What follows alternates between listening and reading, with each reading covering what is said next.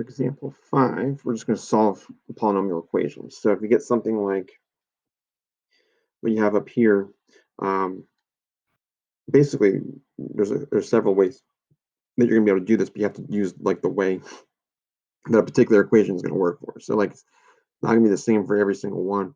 But if you get something like what you start with here, first goal would be to get everything to one side. Okay.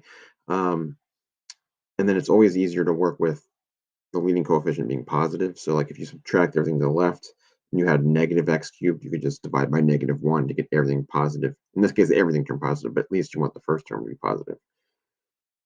Um, what this actually turns out to be is a cubic binomial. So if you can identify that, um, you can use that. Otherwise, you would be using synthetic division or graphing it to find the zeros and stuff like that we did in the last example, the last two examples. So in this case, there is only one solution, which is -1. It shows up 3 times. So it would have a multiplicity of 3. The multiplicity is odd, so it would be going through. Um, it'd actually be going through and anyway. So anyway, there's only one answer to this one. Um, you've got 2 to try on your own. Both a little different, some similarities, some differences, but basically you're just trying to solve for x and using everything at your disposal. So it's not going to be exactly like the one we just looked at, but give them both a try. Come back and I'll walk you through both.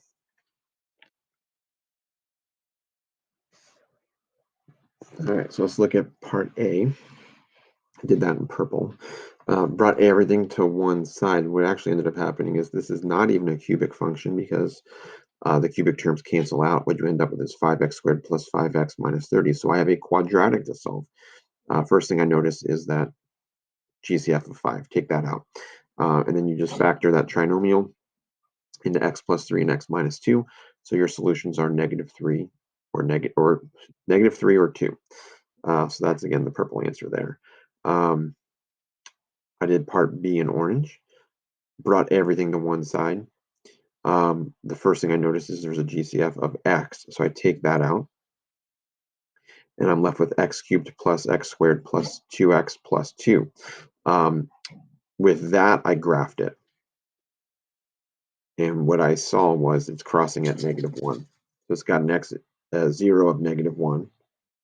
So I did synthetic division with -1 and just what's in the parentheses, because that part, the x that's out there, that just gives me that x equals 0 is one of the solutions.